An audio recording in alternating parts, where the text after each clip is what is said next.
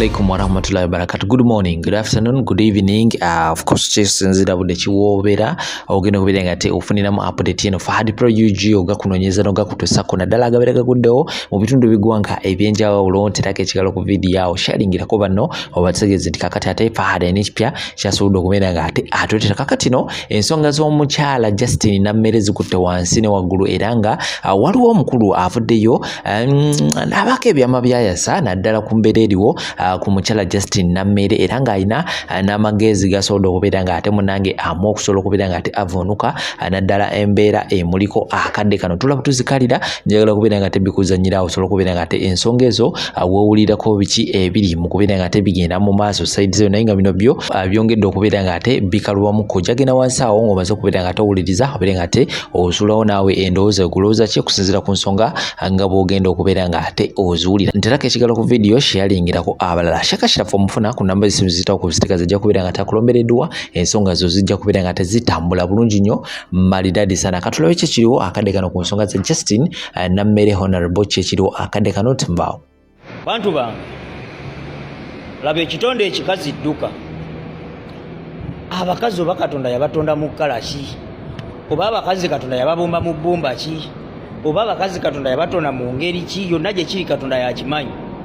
Nina mukazi wange namuzalamu abaana babiri netufunamu obutakkaanya nga omanyi nti abaagalana obutakkaanya bubangawo n'anoba n'agenda mukugenda nekitegerako nti agenze waabwe era nenkimanya nti agenze waabwe kati omutima gunnuma olw'obuzadde olw'abaana bali mukazi be yagenda nabo ntandika okunoonyeza omukazi ewaabwe gye yalaga nga taliiyo neŋŋamba kuba simu ewaabwe baŋŋamba nti amuna eno yavaayo twali tumanyi yakomawo eyo eni wange taliyo ewaabwe taliyo nembeerawo wakati nga ekyamazima nga sitegera kituufu waali naye nga ate abaana yabalekayo ewaabwe wannyina gye yali alaze gye yali anobedde abaana bo yabalekayo bameka babiri ngenda okuddamu okulaba omukazi gye musisinkanye nga taata wange yamuwasa ye mukazi we namba mmeka taata wange nga yamuwasa nga ye mukazi we namba mmeka kitegeeze yali mukazi wange gwe nali mpita omukyala ng'akadde kano maama wange abaana bemuzaddemu baba bampita taata kati ate abaana taata bagenda omuzaalamu bagenda kumpita baaba ekyo kibayite ekitonde ekikazi eyali mukazi wange kati akadde kano maama wange abakazi muli bazira eyali mukazi wange essaawa zino kati muyita maama nfukamira ne mubuuza nga wasiza otya maama wange eyali mukazi wange gwe nazalamu abaana abameka essaawa zino nfukamira ne mubuuza nti wasiza otya maama kati essaawa zino maama wange eyali mukazi wange abaana bange bampita taata ku saidi y'omukazi oyo taata gwe yawasa bampita taata nate taata bagenda omuzaalamu bagenda kumpita baaba katuulira akatogo naye ngaekitutabula kintu kitonde eki naye abakazi mwabaki kikite mwina bwongo temutegeera banne munsonyiwe mbanga njogedde bubi naye abamu obwongo tebutegeera kati ddala ngenda nti anfukaamirire yali mukazi wange mubuuze nti wasuza otya maama ate nga kinkakatako nyina omumubuuza nti wasuza otya maama. Bannayuganda nsaba video eno mugitaginge Honorable Namere owe Masaka Justin Namere badde ngenda kusimbula wano kugenda kumeggana na balandi gulabe naku zino ndi nnyo mu kawempaawo naye ebigambo bino bikulu nnyo Honorable Namere ku kyoyitamu n'ekiri e Masaka essaawa eno. Honorable Namere bw'oba osobola noonya omukyala gwe bayita Honorable Judith Nabakooba Minister of Lands woman ye mu Pimitiyana muweeko visit munyumyemukko ku byoli mu kuyitamu essaawa eno byabadde ng'ayitamu byazze ng'alwanagana nabyo emitiyana naye lwakuba nti Honorable Judith Nabakooba ne politics w'emitiyana kati politics w'emitiyana bannayuganda batamanyi kino ye tali ku TikTok tali ku TV waliwo emikutu egya WhatsApp groups mwe bakozesa okubulaka mayiringira abantu abanoonya obululu mu bulungi buli kimu politics w'emitiyana ndowooza nga 50% oba 60% atambulizibwa nnyo ku propaganda naye mu mikutu gya WhatsApp. Honorable Judith Nabakooba bwe yasituka emitiyana president n'amulonda by that time yali state minister oba yali ali mu bya UCSA obwatyo simanyo ba minister yaba state minister wa communication oba bwe wati we yali naye yali state minister era nga Nameero li state minister Masaka. Kakati abanna NRM emitiyana ate abasajja abali beyita ab'amaanyi be batandika okulwana Honorable Judith Nabakooba ne bamukolako ebikole by'akalogo kalenzi ne bagezaako n'okwagala okumutta n'okwagala okukola buli kimu bino sandi byogedde ne bino mbikoze papasire ku lulwo Honorable Justin Nameere bwe baamulwana bo kye baabanga bafa bano ab'emitiyana okumulwana sijja boogera mannya wano kuba nabaviirayo ne mbabulira mu mikutu amanya gaabwe naboogera era Honorable Judith Nabakooba okujjayo akalulu kano okuwangula emitiyana twasooka kuba naabira mu maaso ne tubabuulira kaati ensonga lwaki bali balwana Honorable Judith Nabakooba y'ensonga lwaki balwana Nameere Masaka. Kati President Museveni bwe yalonda Honorable Nabakooba ku bwa state minister emitiyana ate waaliyo ko minister omulala emitiyana kati bo batandika okulowooza ab'enaalema bali beetwala nti bamanyi emitiyana nti President Kalonzo ono Nabakooba n'amufuula minister bali abalala President ajja kusobola kuddira district yemu nga mitiyana si ey'amaanyi ennyo bennene nnyo agijjemu ba minister babiri kati oli omulala ye yamanya ne kagulupu ke baamanya nti President agenda kubasuula adiringe na Honorable Judith Nabakooba. Honorable Judith Nabakooba yakanya kusaba mukazi musabi Judith Nabakooba omuntu yenna bw'aba ali eyo nga ayinako complaint yonna kuba aludde mu landi z'omwo ne mu bifo ebirala ng'amwinako complaint yonna ze ndudde nga nnoonyereza ku bubbi bw'amataka naye siwulirangako yadde omuntu eyemulugunya yenna nti ettaka lyamubbirwako lwa siginicha ya Honorable Judith Nabakooba. Kati Justin Nameere oyo gwenda bagotunka naye emiti Masaka yabadde tamanyiddwa na kumanyibwa gw'omulese ne mu bantu okumanyika simanyi ye yani chairman we n'alemu emitiyana omulaba ne ku face omuntu oba omanyi okusoma face n'omulaba nti alabika ayina ekiruyi eky'amaanyi.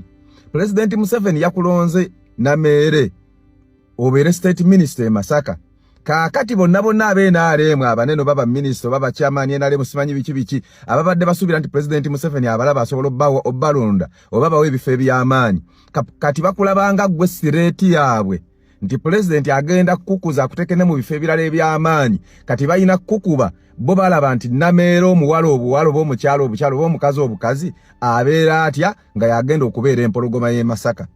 Ekisooka oli mu kulwanyisa corruption bolwanyisa corruption era bo bennyini be bayita eno ba mafia ne bagenda eri ne bakutega abantu ne bakukuba bakuba Honorable Judith Nabakooba to the extent nti nze mu kusooka manyize nkola investigation zange mpola nafuna omu kubaali ba campaign manager ba ono yali akola ku NBS ono Bagala former woman Mpimitiana nga abakadazi b'NRM abeyita ab'NRM ab'amaanyi abaali ab'amaanyi mu NRM nga ne President Museveni abakkiririzaamu baatuulanga kiro mu ziwoteri ez'enjawulo bwe bavuga mu mmotoka ne bagenda mu masabo nga bonna bakolerera ekintu kimu Honorable Judith Nabakooba agwa akalulu aka 2021 era baakola ekisoboka kyonna era akalulu yakagwa naye wakati nga mmaze okubategeera Honorable Judith Nabakooba namugamba bagenda kulya Nameere bagenda kusenkenya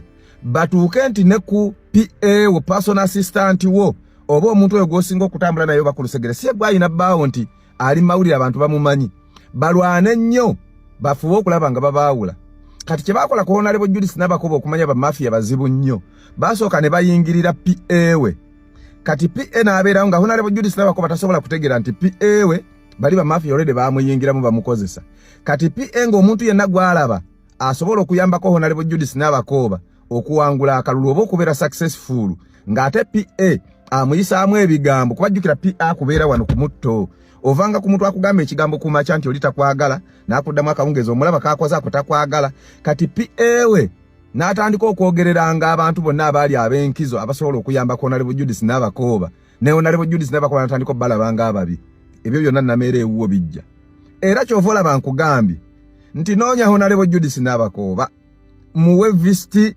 mwogere munyumye oba munaatwala olunaku lulama nga mwogera akubuulira ebintu bino yabivuunuka atya ne bagana ne bamusibako ekyobulogo ne batandika okutwala propaganda nti Honorable Judith Nabakoba mulogo agenda mu masabo naye nga emiti nazo kyenayagala ku Honorable Judith Nabakoba kutya Katonda yaddira ne mu makage ne bwotuuka mu makage gye yazimba sijja babuulirayo kifaananyi kya Bikira Maria kyekikwaniriza ne bwe yabanga akooya atya munoonyereze ku ababa abasirikale bamukumanga nzijukira olunaku lumu twali tuva Mityana eyo waliyo president yali agenza kukola kyali president Museveni yali alina omukyala gwe yazimbidde ennyumba yali musisita bwatyo kati twava Mityana nga tukooye nnyo motoka yange nali nagirese na mu parking tutuuka e Busega wali eri njagala kuvaamu nzije motoka yange ku kkubo omukazi Nabakoba nga agamba nedda fenanga bwe tuvudde eri kumba yagala ate tugende tutuukire wakaawe asoka tuweeyo ko kasente kati buli omu agende nga ndowooza amuwaddeyo ko kasente okumwebaza ku byetwayo kuba twali tumaze ennaku nga 2 oba 3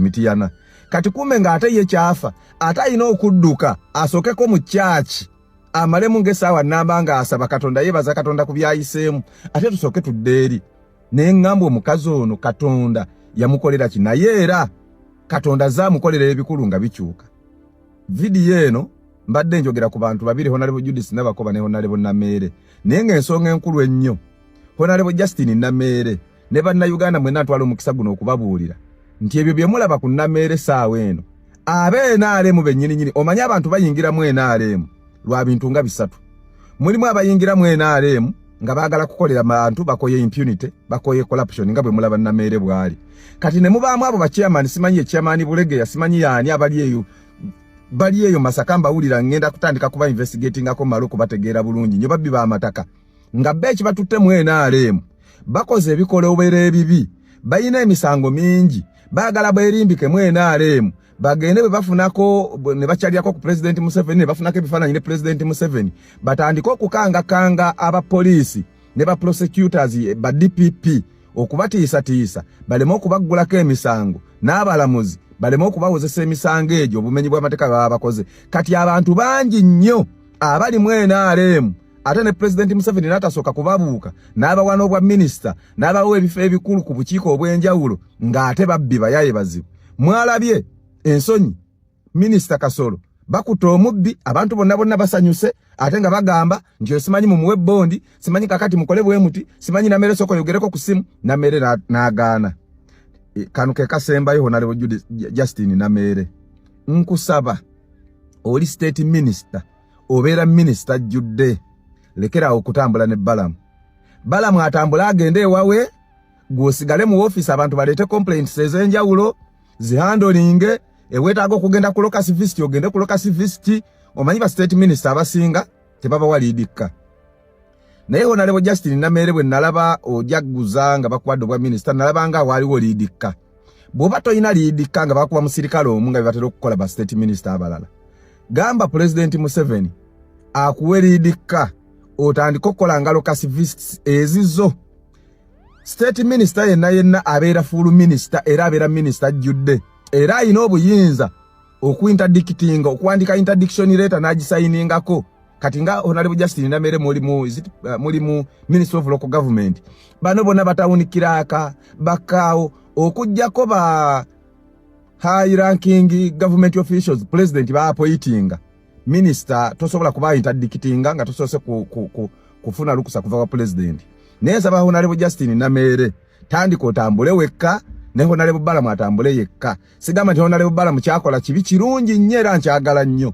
era saagala kikome naye njagala nti bwe muneyawulamu babiri Honorable Balamu bw'abeera mu Western Namere beera mu Eastern bw'agenda mu Northern beera mugende no mu South so ekintu kitambule kati obubbi town council wano Wakiso town council obubbi obuli waneeno mu local government Kajansi town council bali mu kusaanyawo ntobazi n'ebintu ebirala ng'ebyo omuntu yenna alwana ne Honorable Namere kimanye nti obeera olwana ne President Museveni direct nno simbu no indirect direct kati ngenda kuwa ensonga nga 7 nkulage lwaki Namere ali so special President Museveni nga ekiri recent kyekyokubeera nga we wavuddeyo abadde bagamba nti gwe babanja naye nga mu byaddala si gwe babadde babanja kale tukitwale nti babadde bamubanja sereze mmwanyi tekyatwalidde President Museveni saawa ziwera nga sente azisindise ne basasula ekyo kikulaga kigwe wenna ayagala okuyimirira mu kkubo lya Namere naddala mu layini eno y'okulwanyisa enguzi kikulaga nti President Museveni ayina engeri gy'amuvaluingamu ey'enjawulo era ali willing okujjawo ekyo kyonna omuziziko gwonna okusobola okuyimirira mu kkubo lya Nammere. In as far as fighting corruption is concerned, ekyo njagala okimanye okujjawo nga tewakitegedde. Bameka ababanja ssente Bebekulu abayimbi tebamuvuma ne bamukubamu n'ennyimba yali azibawadde. Gwoza lwaki za Nammere zajjiddewo. Kati ndabula Sise Nanyange Bulegeya n'abalala nti ssente bazibawadde naddala Nanyange. Ekyaweesezaayo ssente ezo very quickly president ayagala muntu atataganya Nammere. Toyogera bingi kwata ssente zo zibadde zikuogeza dda wali Nammere akola omulimu gwe president gwe yamuwa. Osigadde oyogera nnyo ate nkugambye olutawo lukola ku Nammere naddala mu line y'okumulemesa okukola obeera olukola ku president Museveni. Ebinaddirira eno video yange njagala obagikusindikira ogitereke bulungi nnyo ogifune. Ekyo kimu. Ekyokubiri, mujjukira bulungi nnyo ku bantu bonna abaalinga close ne Anita Amongo. Nammere yekka yasigala mu cabinet. Yekka kuba Nammere yali very close. Yekka yasigala mu cabinet Goroza lwaki. Oba yali mbega nga yabega Anita. Anyway, sagala ekyo nakyo njagadde nkikulage. Abalala bonna abali very close ku Anita. Abamu bali mu kkomera, abalala badduka, abala emirimu gy'abaggwako, abalala baba demotinga. Ye kennyini kabwejumbira tetumanyi na gyali. Kyommadde njala nkikulage nti yali special. Ekyokusatu, mu kalulu ke kennyini president yavayo n'ayogera n'omumwa gwe n'agamba ye yayingira mu kalulu ke. Kati abali bawoza kocho vola anagamba nalubo wabyesonyiwe president ayogedde n'omumwa gwe nti yayingira mu kalulu ka Nammere. Kalulu kaani wano mu Uganda president ke yayogera mukana akawedde nti nze yakayingiddemu n'enkyusa byakabaddemu. Kaani n'atuuka okukamaliriza mu Uganda yonna gye yali agenza okuwuliriza post election nga kaluka wedde yali Masaka yokke wa Nammere nga invitees. Era n'agamba wano sizze nga president gwe mundi gwe yasooka okweyambula ekitibwa ky'obwa president. N'agamba wano nzizenga mbega sizze nga president. Omanyi gyagala obwa president ola yatuuka obweyambula Nammere is special nkujjira njala owulirize bulungi. Nammere yafuna obutakkaanya wakati wa Kabanda ne Muhoozi. Ne bamusindikira drone n'emukwata mubijjukira ng'agenda e Masaka. Nammere mu kamwake ng'ayogera yagamba yakubira president Museveni. President Museveni n'asindika drone endala. N'emujja ku bano ate ne babakuba n'empi. Nammere yabyogera. Kabanda we yajja n'agamba kasita baakudansi. Kitegeeza Nammere bye yali ayogera byali bituufu. Naye ng'olingawo n'agamba nti kale bakitukoze naye kale kasana ye baakudansinze. Simanyi kye yali ategeeza Kabanda. Naye nga kitegeeza Nammere kye yali ayogera kyali kituufu.